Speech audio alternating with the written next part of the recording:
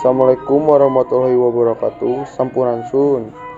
Tepangkeun deui sareng kimkuring Abi Andra Fajar ti kelas 11 IPS 4. Ayeuna Abi bade ngadunggikeun warta tentang banjir di Balai Desa Endah.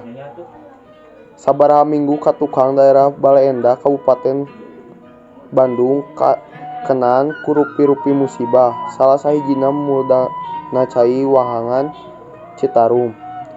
Dumasar kana data anu aya kurang leuwih ti 1536 imah katut wangunan sakola jeung pamarentahan kakeueum ku cai wahangan Citarum. Panyebab budalna cai wahangan teh sabab gedena cai hujan jeung lobana runtah anu ngahalangan cocoran anu ngabularkeun cai jadi ngayembeng. Pamarentah daerah geus ngadat korban jiwa ka sabaraha tempat sebab dumasar kana hasil laporan ti warga masyarakat teu saeutik ayana korban jiwa anu kabawa banjir.